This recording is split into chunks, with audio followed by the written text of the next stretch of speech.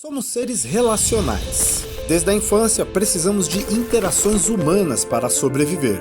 Gostando ou não, o contato com o outro é necessário para o nosso dia a dia, para a nossa vida social, amorosa, profissional e até espiritual. No entanto, o que se vê hoje são pessoas que cada vez menos sabem se relacionar, uma sociedade avessa ao convívio. Mas quando olhamos para Jesus, entendemos que existe um modelo a ser seguido, um padrão que devemos imitar e que nos mostra que relacionamentos saudáveis são aqueles baseados em Cristo. Descubra esse padrão na série Relacionamento. Nós estamos numa série chamada Relacionamento. E nós estamos na segunda semana dessa série. E na primeira semana nós falamos sobre o relacionamento mais importante que você deve ter. Sobre o relacionamento mais indispensável que você deve nutrir, que você deve alimentar, que você deve desejar, que é o relacionamento com Deus Pai. E como sempre, Cristo é a nossa fonte de inspiração. Jesus Cristo é o nosso maior exemplo. No primeiro culto a primeira mensagem a respeito dessa série, nós falamos os padrões que Jesus usou para o seu relacionamento com Deus Pai. Nós falamos padrões do tipo unidade, intimidade e obediência. São padrões indispensáveis para quem quer ter um relacionamento saudável com Deus. Para essa segunda mensagem, nós vamos falar sobre a amizade. E mais uma vez, nós vamos usar os padrões que Jesus usou com os seus amigos, que nós precisamos replicar, que nós precisamos entender quais foram esses padrões, e eu tenho certeza que se nós replicarmos, nós teremos êxito e nós teremos uma amizade muito saudável. Para embasar, nós precisamos lembrar um pouco mais aquilo que foi trazido na primeira semana, aqueles estudos. Quem lembra dos estudos de Harvard que nós apresentamos, de uma pesquisa realizada em 1938? Você lembra disso? Onde eles pesquisaram a respeito dos fatores para uma vida mais longa, mais saudável, mais feliz. E a conclusão desse estudo foi que, através de relacionamentos de qualidade na meia-idade, existia longevidade na vida das pessoas. Mas você talvez me pergunte, o que é a meia-idade? Quantos têm curiosidade sobre isso? Porque você sabia que meia-idade, cada país define de uma forma? Não existe um padrão. Meia-idade é aquela idade que você não é nem jovem e nem está na terceira idade. Então é entre a juventude e a terceira idade. Para você ter uma ideia, um estudo feito por uma universidade na Grã-Bretanha, ela mostra e apontou que a meia-idade para eles é entre 35 e 58 anos. Para outros países varia. Por exemplo, Portugal acredita que a juventude termina aos 29 anos. Sabia? Mas calma que tem mais dados assustadores. Chipre acredita que a juventude acaba aos 45 anos. Ah, Cláudia, ei, praise Jesus, come on. Mas isso não é o que me assusta. Porque os portugueses acham que a terceira idade começa aos 51 anos. 51 anos, cara, pensa, você está na flor da idade, entrando numa nova fase da sua vida, e você já é um idoso, já tem um cartãozinho. É bom porque você já para em um lugar mais perto, não anda tanto, já fura a fila do banco, e dá uma raiva quando isso acontece, né? Por mais que a gente saiba que é lei, está certo, a pessoa conquistou essa carteirinha, você pensa, ah, cara, esse cara tem mais saúde do que eu, está passando na minha frente, está de sacanagem. Mas é isso, faz parte da vida, as pessoas conquistaram isso. Os belgas acreditam que com 64 anos se começa a terceira idade. Um outro fator que muda bastante esse tipo de resultado é quando a pesquisa é realizada entre os mais jovens. Para se ter uma ideia, aqueles que têm entre 15 e 24 anos na Inglaterra acreditam que a meia-idade começa aos 28 e termina aos 54 anos. Então você percebe que cada país tem um padrão, cada país tem um modelo, cada país tem uma forma. Mas a verdade é que a meia-idade é uma idade onde nós já somos mais maduros para lidar com os problemas, não tão maduros quanto aqueles que possuem mais idade, mas nós temos o vigor ainda. Então é uma combinação legal, é uma combinação onde você já não é mais tão intempestivo, você já não age tanto na impulsividade, mas também é uma idade onde você tem um vigor para lutar, para tentar conquistar. É nessa meia idade, muitas vezes, que você constrói uma família, né? Eu comecei com 22 anos, então eu era jovem, eu acho. Segundo os portugueses, eu já era quase um idoso. Mas a verdade é que, aí eu me perco, eu não devia fazer essas piadas, que aí eu volto. O que eu estava falando? Não, eu tive filho com 22 anos, mas não tem nada a ver com a mensagem.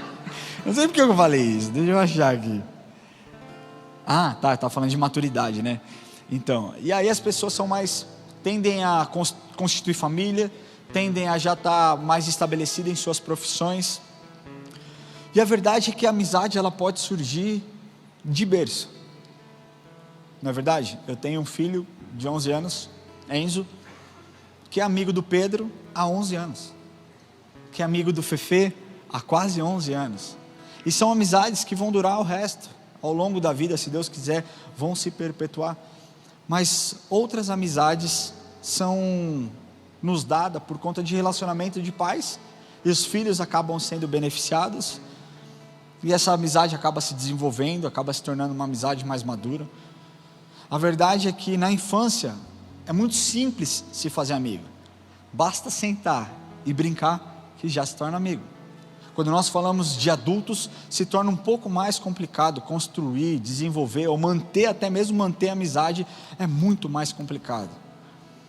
Mas a despeito dessas dificuldades, nós precisamos voltar um pouco nesse estudo, que mostrou que existe uma correlação entre a qualidade de vida nos relacionamentos, entre a qualidade nos relacionamentos e a prosperidade na vida das pessoas. Isso é importante, porque nós precisamos entender o que os estudos mostram e o que a Bíblia diz. Muitos estudos apontam para aquilo que a Bíblia diz, para aquilo que a Bíblia nos ensinou. A Bíblia nos mostra por várias vezes a importância em se ter amigos. Se nós olharmos o livro de Provérbios, é um livro recheado que fala sobre amizades, que fala sobre a importância. Provérbios 17, talvez seja um versículo que você já conhece muito. Ele diz: em todo tempo ama um amigo, e na angústia se faz um irmão. A verdade é que Deus nos criou como um ser social, para ter relacionamento saudável com outras pessoas. Por isso Deus nos mostra, através das Escrituras, e Jesus Cristo, através do seu exemplo, a importância de se ter amizades saudáveis. Porque existem aquelas amizades que não te fazem bem, mas Deus deseja que você mantenha amizades saudáveis. Provérbios 27, 17, aliás, é isso. Provérbios 27, 17 diz: como ferro com ferro se afia, assim o homem ao seu amigo. Essa é a vontade de Deus para todo ser humano. Que você tenha amigos que possam te empoderar, que você tenha amigos que possam te encorajar, que você possa ter amigos que te elevem a um outro nível de maturidade, comprometimento e relacionamento. Mas infelizmente não é isso que tem acontecido nos dias de hoje. Não são duradouras as amizades. E como consequência dessa quebra de relacionamento, essa quebra de confiança, cada vez mais as pessoas estão sozinhas, cada vez mais as pessoas não se relacionam e não fazem questão de se relacionar com outras pessoas. Uma pesquisa feita pelo Poder Data no ano de 2023 mostrou que 28% dos brasileiros dizem ter apenas um amigo. Quantos tem mais que um amigo aí? Quantos tem só um amigo? Não tem problema, levanta sua mão se você tem só um amigo. Você está dentro dessa estatística. Mas o mais assustador é que essa mesma pesquisa, na verdade, diz que 14% dos brasileiros não tem amigo nenhum. E outros 14 têm, e esses outros 14 têm 1%. É um número extremamente baixo.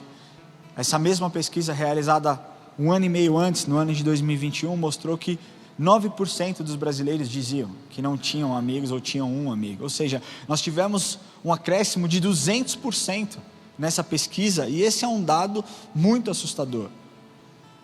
E o que nós precisamos entender é que muito desse sentimento, dessa separação, dessa quebra, ela é causada por uma traição, ela é causada por uma mentira, por uma omissão, por uma falta de comunicação, falta de entendimento, falta de interesse em se colocar no lugar do outro. E como nós dissemos anteriormente, Jesus Cristo foi o melhor amigo que o ser humano poderia ter. E podemos ver através da sua história, através da Escritura, o quão bom ele era em todos os relacionamentos, inclusive com os amigos. Quando nós falamos sobre o relacionamento de Jesus com Deus Pai, nós abordamos lá os 3 padrões: intimidade, unidade e obediência.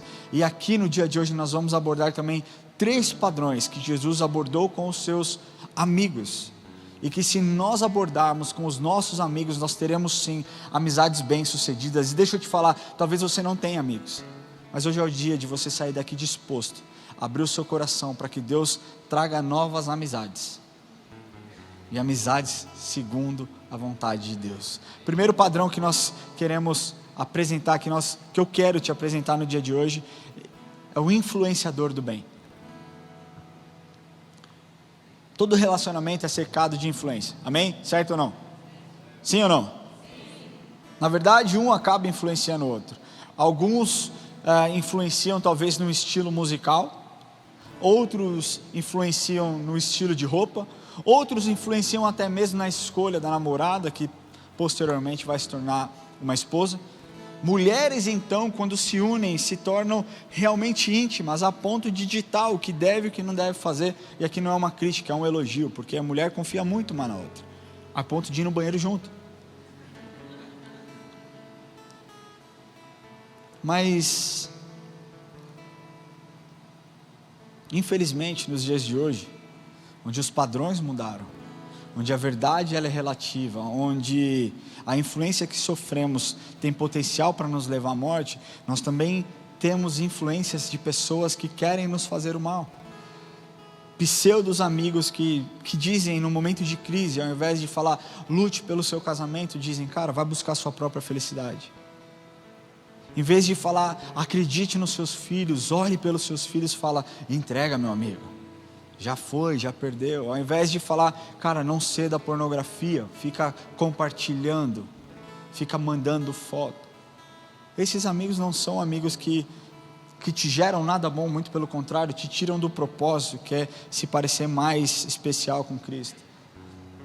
E quando nós falamos de influência, Jesus foi o maior influenciador que já existiu, desde a sua história. Jesus, cara, ele é marcado pela sua influência, antes mesmo, quando ele nasce, ainda bebê, ele influencia tanto que os reis magos cruzam um local para que ele fosse adorado. Jesus com 12 anos fica no templo, então aquelas pessoas ficam abismadas com tamanha sabedoria. Jesus influenciou os mais velhos, mesmo sendo um menino de 12 anos. Jesus elevou o nível de influência do bem. Como um bom amigo, ele nos trouxe ensinamentos de verdade, e muito contrários aos ensinamentos que nós temos nos dias de hoje. Mas a verdade é que, sabendo do resultado, sabendo do coração do ser humano, sabendo aquilo que nós precisávamos, a felicidade que nós tanto lutaríamos para encontrar, ele nos influenciou, e por conta da influência que ele quer exercer sobre as nossas vidas, nós temos a revelação da palavra dele, e assim será para sempre. Jesus elevou o nível de influência do bem. Eu quero que você abra a sua Bíblia em Mateus 5, versículo 38 a 42. Na verdade, se você quiser acompanhar aqui, talvez fique melhor, nós vamos ler muitos versículos hoje. Então, para confirmar que Jesus elevou o nível da influência, Mateus 5, versículo 38 a 42 diz assim: ouviste que foi dito, olho por olho, dente por dente. Eu porém vos digo, não resistais ao perverso, mas a qualquer que te ferir na face direita, volta-te também a outra. E ao que quer demandar contigo e tirar-te a túnica, deixa-lhe também a capa. Se alguém te obrigar a andar 1 milha, vai com ele 2. Dá a quem te pede e não voltes as costas ao que deseja que lhe emprestes. Cara, quantas vezes nós não somos alimentados pela sede de vingança? Quando alguém te ofende, quando alguém te machuca, a primeira coisa que você faz naturalmente é guardar essa ofensa no seu coração, para que no momento oportuno, quando você já estiver muito bem alimentado dessa raiva, você se vingue e você fale tudo aquilo que aquela pessoa fez para você. Ou pior, talvez você retribua na mesma moeda aquilo que te gerou ofensa e te tirou do propósito. As pessoas dizem, você precisa fazer algo. Seus amigos dizem, você precisa se posicionar. Você precisa tomar uma decisão. Você precisa tomar uma atitude. Esse é o tipo de conselho que não necessariamente é um conselho que vem de Deus. Porque qualquer conselho que gere vingança dentro de você, o desejo por uma vingança, a sede por uma vingança, não é o sentimento gerado pelo Espírito. Isso é olho por olho e dente por dente. Ou então nos dias de hoje, chumbo trocado. Você dá lá, eu dou aqui, a gente fica bem. Elas por elas. Jesus, sabendo disso, sabendo o anseio do ser humano, de muitas vezes querer a vingança a todo custo, Ele nos dá um conselho nada comum para aquela época e muito menos para os dias de hoje. Porque ao dizer que nós não devemos resistir ao perverso, mas dar a outra face àquele que nos golpeia no rosto, Jesus não estava ali dizendo para que nós ficássemos expostos a agressões criminosas e então que aceitássemos violência gratuita. Não é isso que Jesus quer dizer. A verdade é que nós precisamos interpretar à luz do ensino principal essa passagem. E a exortação principal dessa passagem é referente à essência que ele nos ensina: amar ao próximo, ainda que seja o seu inimigo. Você sabia que estudos sugerem que um tapa do lado direito no seu rosto significa uma injúria, um insulto? Então, sob esse aspecto da outra face, quer dizer não revidar a um insulto, a uma agressão na mesma proporção. Essa é a base do cristianismo. Um teólogo do Novo Testamento chamado William Hendrickson disse: abre aspas, tá? Dar a outra face significa mostrar em atitudes, palavras e atos que não se está dominado pelo espírito de rancor, mas pelo espírito de amor. Em outras palavras, Jesus Cristo está ensinando que seus seguidores não devem resistir ao perversos com medidas oriundas de uma indisposição para amar e perdoar. Jesus nos deixou outras influências relatadas no próprio Sermão do Monte, quando ele diz também no versículo 43 do capítulo 5: ouviste que foi dito, amarás o teu próximo e odiarás o teu inimigo. Isso a verdade é o que muitas pessoas gostariam de ouvir. Ama o teu próximo, odeia o teu inimigo. A nossa vida vai ser muito mais simples se acontecer dessa forma, não é verdade? É mais fácil, não é tão tranquilo você amar o seu inimigo, você amar o seu amigo e, cara, odiar o seu inimigo, está tudo certo. Isso era o que as pessoas diziam. Mas olha como Jesus elevou a influência do bem. Ele diz: eu porém vos digo, amai os vossos inimigos e orai pelos que vos perseguem, para que vos tornei filhos do vosso Pai Celeste, porque Ele fez nascer o seu sol sobre os maus e bons, e vir chuva sobre os justos e injustos. Porque se amardes os que vos amam, que recompensa tendes? Não fazem os publicanos também o mesmo? E se saudades somente os vossos irmãos, que fazeis demais? Não fazem os gentios também o mesmo? Portanto, sede vós perfeito, como é perfeito o vosso Pai Celeste. Talvez você me pergunte: cara, o que isso tem a ver com Jesus e os seus amigos? A verdade é que aqueles discípulos estavam todo o tempo com Jesus. E mais do que ouvir os ensinamentos, eles viam com atitude a forma como Jesus tratava os amigos. Não era apenas um discurso, não era apenas um sermão, não era apenas conversas. Jesus mostrava como fazer. Foi assim na primeira mensagem, quando nós falamos sobre o relacionamento de Jesus e o Pai, onde nós mostramos que Jesus não somente fala orem, Jesus orava. Jesus mostra com atitude como os amigos deveriam se posicionar, influenciando as pessoas para o bem. Cara, está cheio de gente dentro das igrejas sendo influenciadas por pessoas que são de fora, por amigos que são de fora.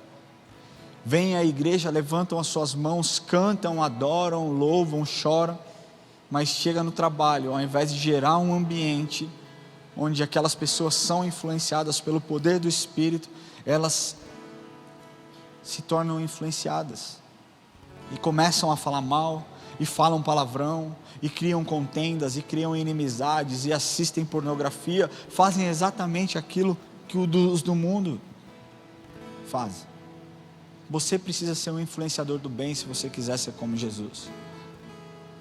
E deixa eu te falar uma coisa, um influenciador do bem não fala somente aquilo que o amigo quer ouvir. O influenciador do bem fala aquilo que o amigo deseja ouvir. Aliás, que o amigo precisa ouvir. Porque é muito fácil você falar para o seu amigo: vai dar tudo certo, fica tranquilo, vai passar essa maré. O seu papel como amigo é apontar o pecado do seu irmão, cara. Não apontar o pecado no aspecto de julgar o pecado dele, mas apontar para que ele tenha uma transformação na sua vida. Que você exorte o seu amigo. Esse é um influenciador do bem. Foi isso que Jesus fez. Influenciou.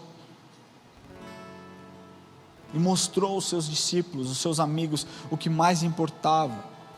Olhar para aquilo que mais valia, que eram as coisas do reino de Deus.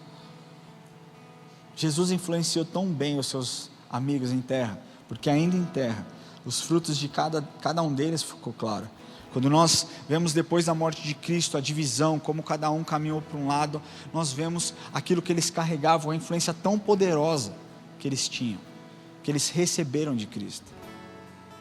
E é exatamente isso que Jesus quer que você faça para os seus amigos.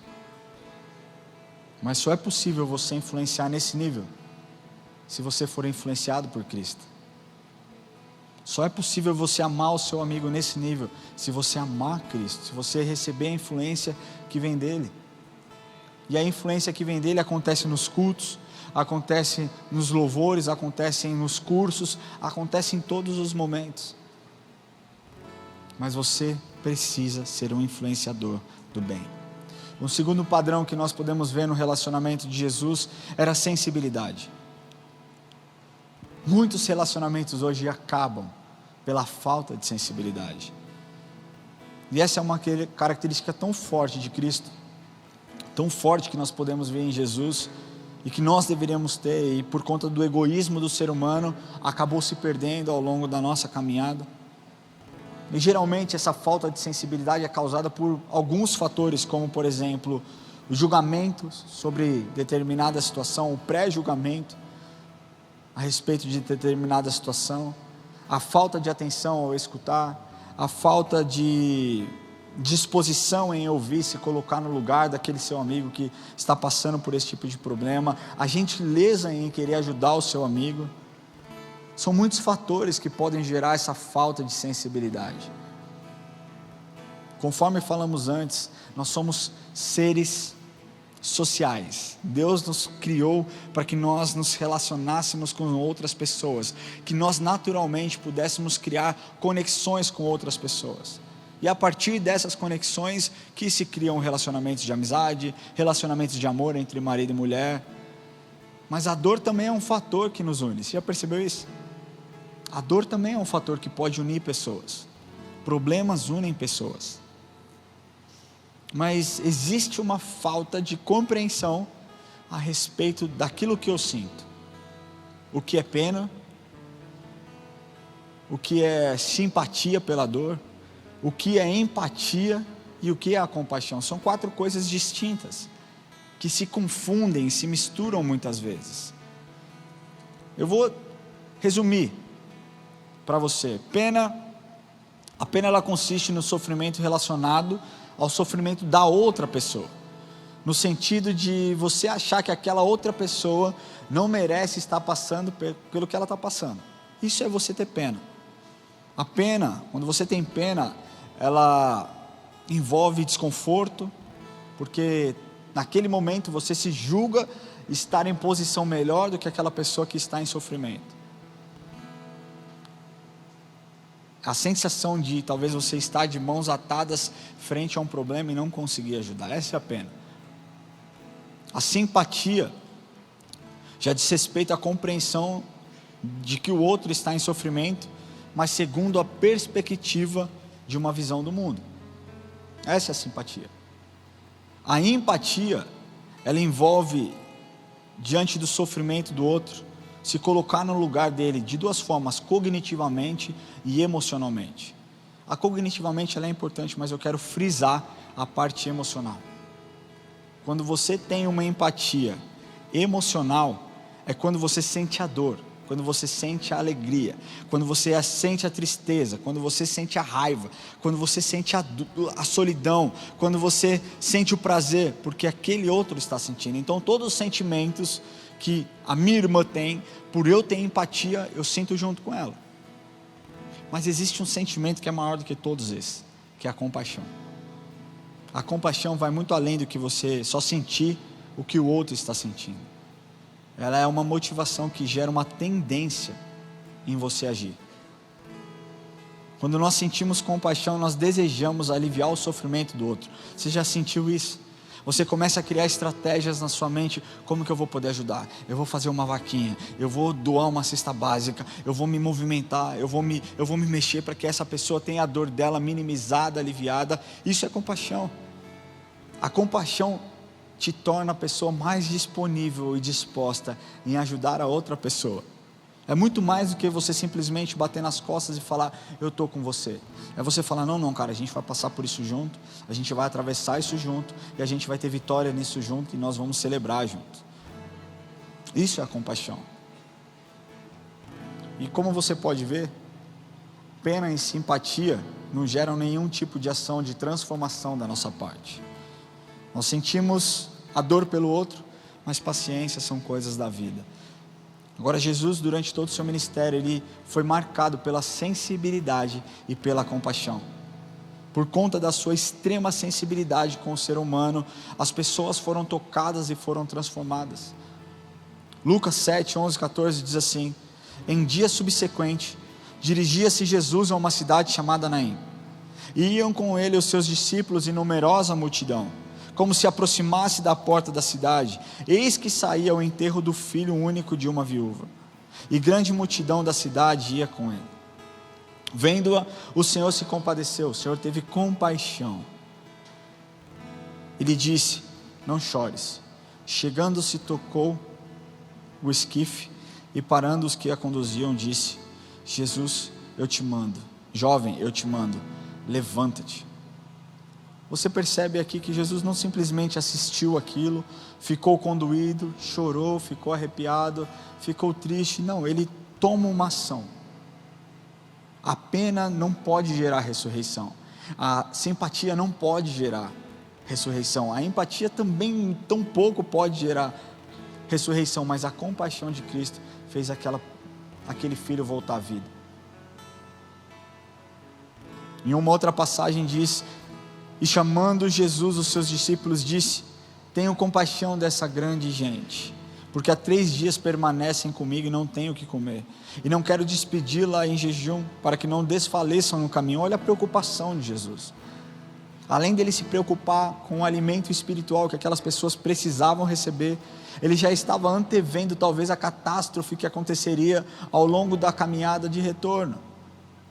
Então Jesus simplesmente ordena e faz aquela multiplicação maravilhosa. E por que eu estou te falando isso? Porque nós podemos ver que a compaixão gera uma ação, e quando essa ação acontece, o milagre é estabelecido. É assim que Jesus se move. Tem uma outra passagem que diz: saindo eles de Jericó, uma grande multidão acompanhava, e eis que 2 cegos assentados à beira do caminho, tendo ouvido que Jesus passava, clamaram: Senhor, filho de Davi, tem compaixão de nós.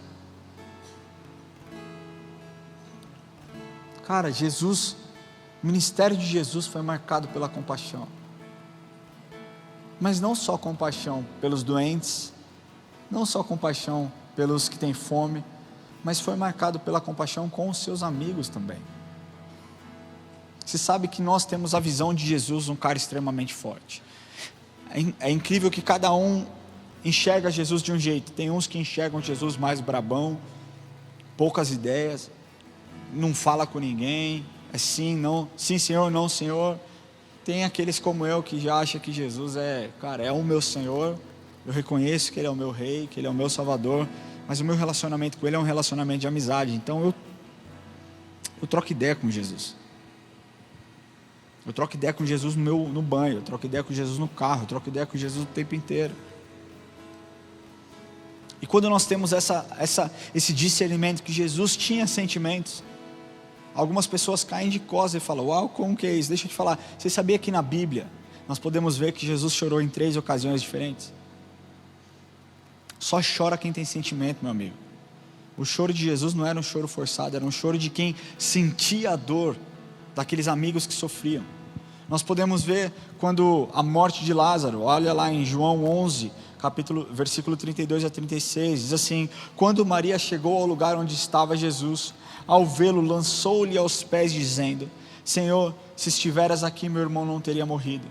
Jesus, a vendo chorar, e bem assim os judeus que a acompanhavam, agitou-se em espírito e comoveu-se, e perguntou: onde o sepultastes?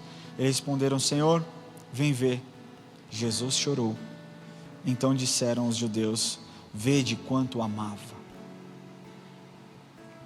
Aqui nós podemos ver a legitimidade do sentimento que Jesus tinha para com Lázaro, mas não somente para com Lázaro, a legitimidade da dor que ele sentiu pelas suas amigas Marta e Maria naquela situação chorando, e a compaixão moveu a Jesus, e ele ordena então que Lázaro volte à vida. Essa é uma das vezes que Jesus chorou. A outra vez que Jesus chorou foi quando Jesus anuncia o que aconteceria a Jerusalém naquele tempo e a sua população. A rejeição que ele sofreria levaria Jerusalém à guerra e não à paz, e ela seria destruída com todos os seus filhos dentro. E Jesus chora naquela situação. Está lá em Lucas 19, 41 a 44, diz assim: quando ia chegando, vendo a cidade, chorou e dizia: ah, se conheceras por a ti mesma, ainda hoje o que é devido à paz. E a terceira vez que Jesus chora, está lá em Hebreus 5,7, diz assim: Jesus, nos dias da sua carne, tendo oferecido com forte clamor e lágrimas, orações e súplicas, a quem podia livrar da morte, tendo sido ouvido por causa da sua piedade. Jesus era sensível para lidar com as pessoas. Jesus era sensível para lidar com os seus amigos, para lidar com as questões da época, para lidar com o futuro do povo.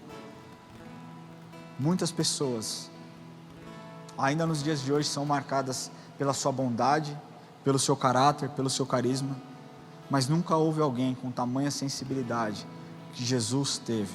Ele não se adiantava, ele não acelerava, ele tinha paciência com os seus amigos. Ele sempre foi sensível ao Pai, e ele também era sensível aos seus amigos. Deixa eu te falar uma coisa. Talvez você, na sua situação hoje, se encontre em uma situação delicada junto aos seus amigos.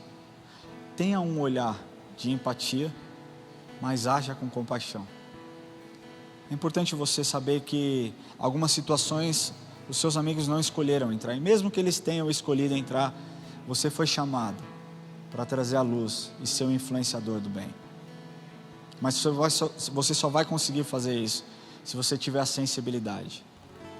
Muitas vezes um amigo não quer que você o repreenda, que você seja duro. Vai ter momentos que isso precisa acontecer, mas vai ter momentos que ele só vai querer um abraço, que ele só vai querer um aperto de mão, que ele só vai querer ouvir: eu estou com você, mano, a gente vai até o fim, vai dar tudo certo. Essa sensibilidade, esse tato, esse feeling é algo que nós precisamos recuperar no nosso dia a dia, algo que Satanás roubou e que nós precisamos retomar, para que amizades sejam reestabelecidas, para que amizades sejam criadas. Nós precisamos agir com sensibilidade. Esse é um padrão que Jesus não abriu mão. E o último padrão que eu quero falar no dia de hoje, que Jesus não abre mão, é o maior atributo que ele tinha para com seus amigos e para com toda a humanidade: é o amor. Nesse último padrão, eu quero dividir ele em 2 pontos. Primeiro, eu quero falar a respeito de um amor incondicional. Esse é o amor de Cristo para com toda a humanidade. O amor incondicional, ele não está ligado ao fato de você acertar ou você errar, a você ser bom ou a você ser ruim, mas ao fato dele ter um caráter maravilhoso e a essência dele ser o amor. Não é verdade?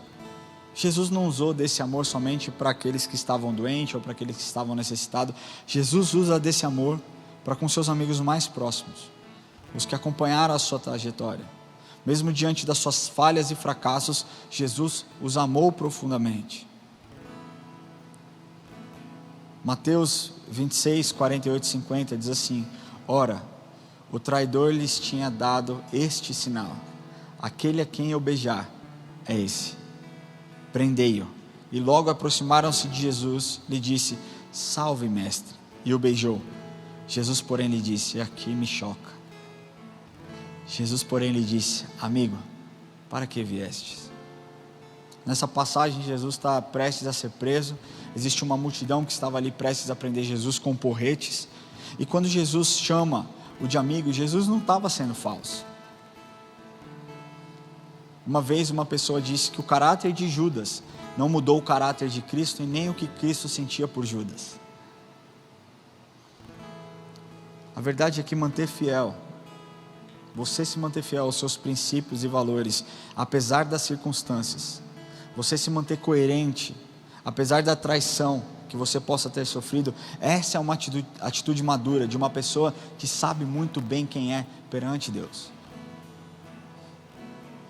Jesus amou Judas incondicionalmente, inclusive morreu por Judas. Judas foi para o inferno, não foi porque ele traiu Jesus. Judas foi para o inferno porque não reconheceu o tamanho desse amor que perdoa, desse amor que liberta, desse amor que resgata. Como alguém poderia ser capaz de amar alguém tão sujo como Judas? Jesus Cristo morreu por Judas também. Judas foi para o inferno porque não recebeu o perdão que Jesus tinha para ele, porque não entendeu o tamanho do amor que Jesus tinha por ele. Em uma outra passagem no capítulo 26 do livro de Mateus, versículo 31 a 34, diz assim: então Jesus lhe disse: essa noite todos vós vos escandalizareis comigo, porque está escrito: ferirei o pastor e as ovelhas do rebanho ficarão dispersas. Mas depois da minha ressurreição, irei adiante de vós para a Galileia.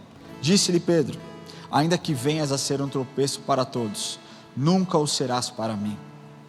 Replicou-lhe Jesus: em verdade te digo, nessa mesma noite, antes que o galo cante, tu me negarás 3 vezes.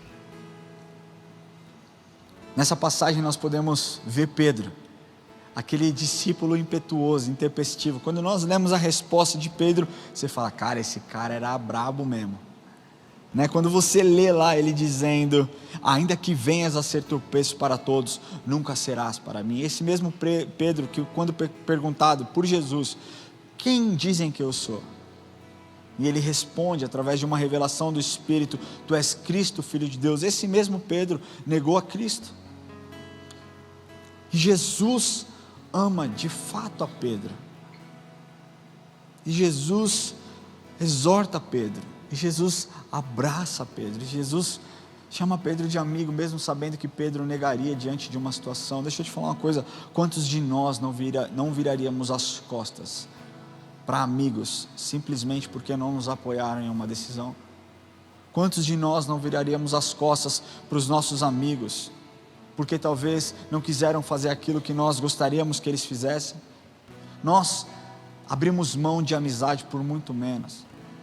E é esse amor incondicional que nós temos que ter, porque foi esse amor que transformou a vida de Pedro, enquanto Judas não entendeu a profundidade desse amor. Pedro entende a profundidade, o tamanho desse amor, e ele então decide transformar a sua visão. Quando ele lembra daquilo que Jesus tinha dito para ele, que ele negaria 3 vezes, existe um arrependimento genuíno. E quando nós nos arrependemos, Deus transforma o nosso coração. Jesus Cristo, o amor incondicional de Cristo, encontrou Pedro, a ponto desse homem, pouco tempo depois, na sua primeira palavra, levar mais de 3.000 pessoas a serem batizadas. Enquanto Judas não entendeu, Pedro teve o discernimento do tamanho desse amor. Mas o segundo aspecto desse amor é um amor sacrificial. Essa é outra face desse amor de Jesus. Porque a Bíblia nos diz em João 3,16, porque Deus amou o mundo de tal maneira que deu seu Filho unigênito para todo aquele que nele crê não pereça, mas que tenha vida eterna. Esse é um amor sacrificial. O amor sacrificial é o amor que nós temos com os nossos filhos. É um amor que você precisa exercer com a sua esposa. É um amor que você não busca os seus interesses, mas você faz em benefício de uma outra pessoa. Às vezes essa pessoa nem merece. Quantos pais não são desonrados pelos seus filhos e ainda assim amam incondicionalmente, se sacrificam pelos seus filhos? Essa é uma característica do amor puro e lindo de Jesus. Deixa eu te falar uma coisa. Quando Jesus decide entregar sua vida para que a humanidade fosse liberta, Ele também contabilizou nesse meio, não somente nós, mas os seus amigos mais próximos. E nós podemos ver, segundo aquilo que está escrito no livro de João, capítulo 15, versículos de 12 a 13, diz assim: o meu mandamento é esse, que vos ameis uns aos outros, assim como eu vos amei. Ninguém tem maior amor do que esse, de dar a alguém a própria vida em favor dos seus amigos. Foi isso que Jesus fez pelos seus amigos. Foi isso que Jesus fez por mim e por você. Eu quero concluir essa mensagem dizendo que os velhos amigos são um tesouro, mas nada fica estático para sempre. Os velhos amigos se mudam, se moldam. O seu tempo pode ser ocupado pelos seus filhos, pela sua esposa, pelas suas tarefas, pelas suas carreiras. E se nós não fizermos nada, nós acabaremos sozinhos, com um amigo ou nenhum amigo. E você sabia que a solidão ela é tão pesada, ela é tão triste? Nós não fomos criados para andar sozinhos, porque estudos já apontam a taxa do impacto de uma vida solitária é o equivalente a você fumar 15 cigarros por dia. Deus não te criou para você andar sozinho. Deus não te criou, Deus te criou para você se relacionar. Como eu venho dizendo nessa série, nós temos padrões claros a seguir se nós quisermos ter se nós quisermos ter uma vida de amizades e relacionamentos bem-sucedidos.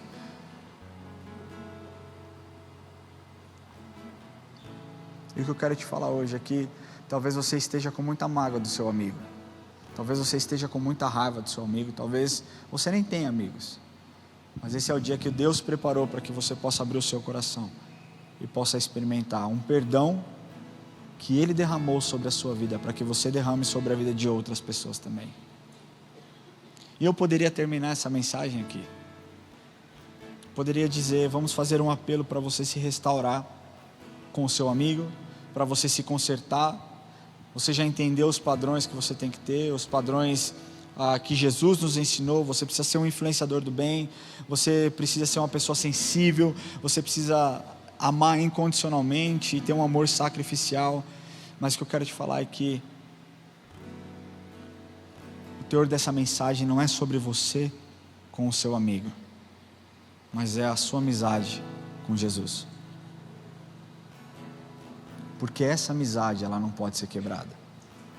Amigos nos decepcionam. Eu já tive amigos que me traíram, literalmente.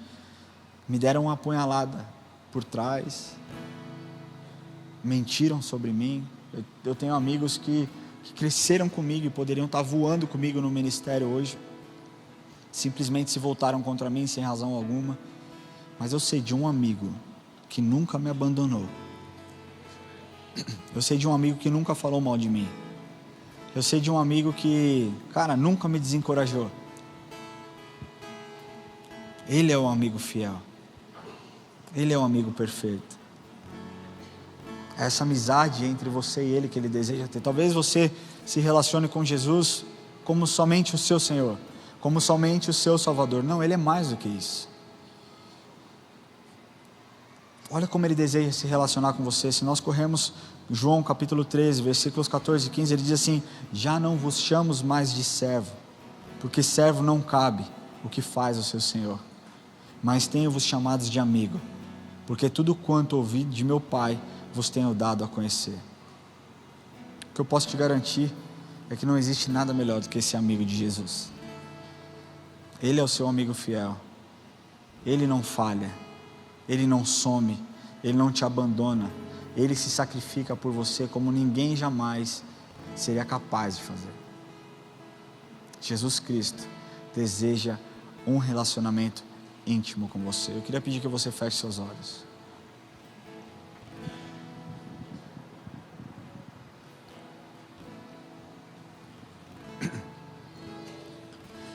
Primeiro eu quero falar para você, que entrou aqui hoje pela primeira vez. E talvez você se relacione com Jesus, ou não é a sua primeira vez, terceira, sei lá. Mas talvez você se relacione com Jesus de todas as outras formas, mas nunca enxergou Jesus como seu Senhor e Salvador. Jesus é o seu amigo. Ele é um maravilhoso amigo. Ele é o perfeito amigo. Ele não te abandona, Ele não te desampara, Ele não se atrasa, Ele não mente, Ele não muda. Mas só é possível você ter a certeza e a convicção de que Ele realmente está te chamando de amigo quando você decide abrir o seu coração para que Ele entre em você. Hoje de manhã eu preguei sobre Apocalipse 3:20, ele diz assim: eis que estou à porta e bato. E se você abrir, eu vou entrar. No versículo 22 ele fala: se você abrir, eu vou entrar, eu vou fazer morada, e eu vou cear com você, e você vai cear comigo. E jantar na casa de alguém, um dia comum, era algo muito íntimo. E o que Jesus está te ensinando hoje é que, de fato, Ele quer ser íntimo seu. Mas para isso você precisa tomar uma atitude, para isso você precisa dar uma resposta. E a resposta que você precisa dar é abrir o seu coração e falar: Jesus, o meu coração está aqui. As pessoas falharam comigo, mas eu sei que o Senhor não vai falhar. As pessoas me traíram, mas eu sei que o Senhor jamais vai me trair. Jesus tem pedido um voto de confiança para você há muito tempo, e talvez você esteja postergando essa decisão. Hoje é o dia de você decidir abrir o seu coração para que Jesus se torne o seu amigo. E o bom disso tudo é que a palavra dele é verdadeira e poderosa. Nos seus momentos de luta, você tem um amigo fiel para te exortar, para te ajudar, para te encorajar. Nos seus momentos de solidão, Ele está com você, basta você falar: Jesus, eu estou triste, e Ele te consola. Jesus é absolutamente tudo o que você precisa.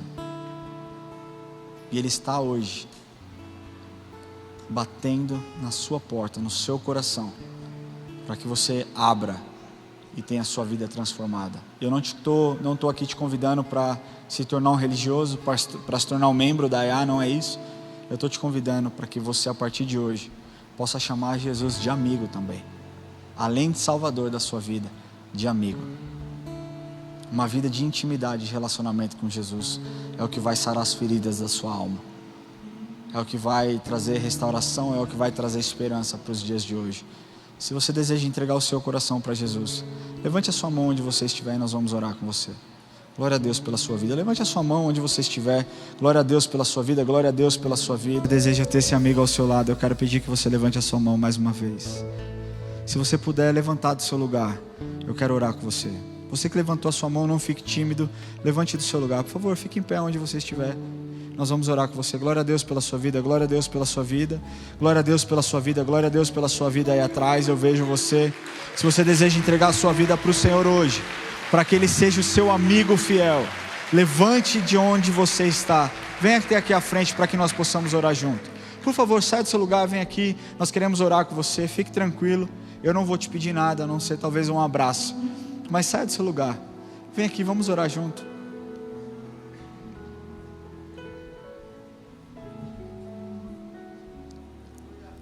Glória a Deus. É sobre isso. É sobre nós convidarmos Jesus para entrar nas nossas vidas.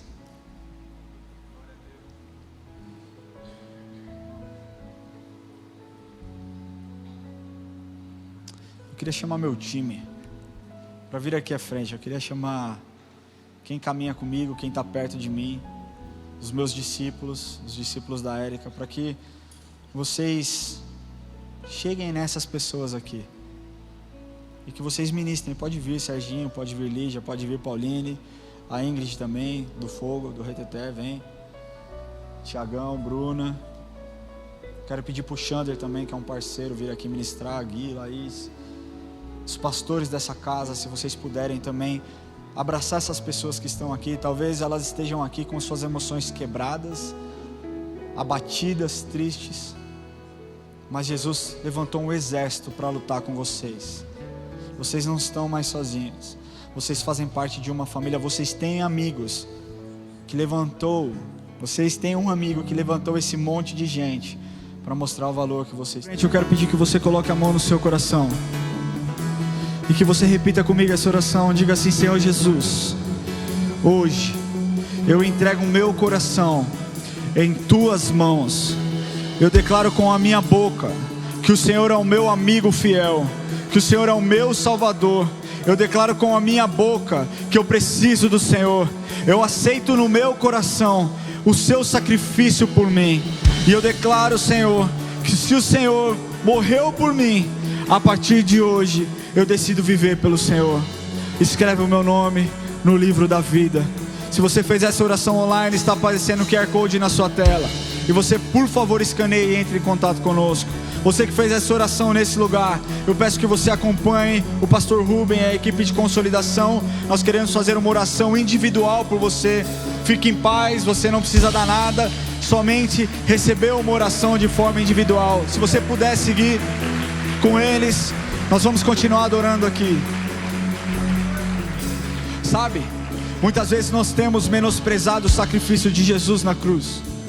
Nós temos menosprezado quem Ele é. Nós temos menosprezado a sua amizade. Jesus não quer somente ser o Senhor da sua vida. Ele quer ser o seu amigo. Ele quer ser o seu conselheiro. Ele quer ser consultado nas suas decisões. Jesus Cristo busca uma reconciliação com você nessa noite. As suas amizades podem ser influenciadas, mas primeiro você precisa conectar o seu coração ao coração do Pai. Para que você seja um bom amigo, você precisa receber o perdão que vem dele. Para que você seja um bom amigo, você precisa receber o amor que vem dele. Para que você seja um bom amigo, você precisa receber o sacrifício que ele fez, para que você tivesse o seu nome escrito no livro da vida. Nós temos vivido um evangelho fraco. Nós temos vivido um evangelho mentiroso que nós temos escutado na internet. A verdade é que Jesus Cristo te amou tanto, mas tanto, a ponto de não querer viver sem comunhão com você. Até quando você vai negligenciar o fato de que Ele te amou, de que Ele deseja relacionamento com você? Até quando você vai negligenciar os chamados dele? Filho, me adore, eis que estou à porta e bato, eis que busco adoradores que me adorem em espírito e em verdade. Até quando você vai negligenciar o fato de que Ele é o seu amigo fiel, de que Ele é o seu conselheiro, de que Ele é o Rei dos Reis, de que Ele é o Senhor dos Senhores? Até quando, igreja, nós vamos negligenciar o fato de que Jesus busca loucamente aqueles que estão perdidos? Até quando nós vamos nos calar, murmurando, fazendo fofoca, enquanto vidas estão se perdendo? Nós recebemos um amor divino, nós recebemos algo incrível da parte dele, e a nossa parte é dizer: Senhor, tudo que eu tenho será a recompensa do teu sacrifício, é tudo aquilo que eu quero na minha vida. Se você pode adorar o Senhor, levante as suas mãos. É tempo de reconciliação, é tempo de quebrantamento, é tempo de você se posicionar como um filho.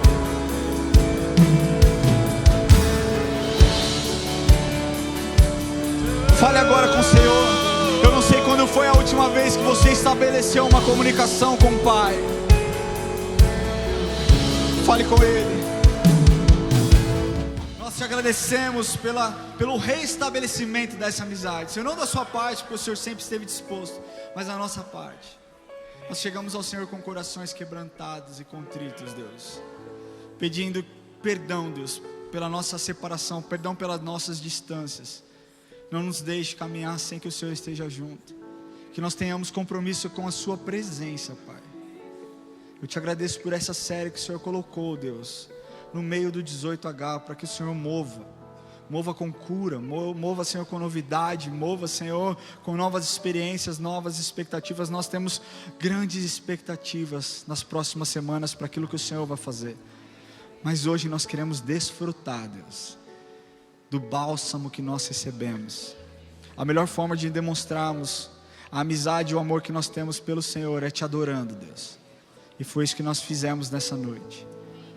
Não deixe com que o louvor saia dos nossos lábios, que nós possamos te adorar, Deus. Eu peço que o Senhor leve cada um dos teus filhos em segurança, que o Senhor os abençoe, que o Senhor os guarde, que o Senhor faça resplandecer sobre eles o seu rosto, e que o Senhor os proteja de todo mal. Que a semana deles seja uma semana vitoriosa, abençoada. E nós te agradecemos pelo que o Senhor fez hoje. Deus, ficou marcado nos nossos corações. Obrigado, Senhor, por essa amizade tão verdadeira, Jesus. Nós te amamos, nosso doce e fiel amigo. Nós oramos: Pai nosso que estás no céu, santificado seja o teu nome, venha a nós o teu reino, seja feita a tua vontade, assim na terra como no céu. O pão nosso de cada dia nos dai hoje, perdoai as nossas dívidas, assim como nós perdoamos os nossos devedores, e não nos deixes cair em tentação, mas livra-nos do mal, pois teu é o reino, o poder e a glória para sempre. Amém. Que Deus te abençoe, que você tenha uma semana de vitória em nome de Jesus.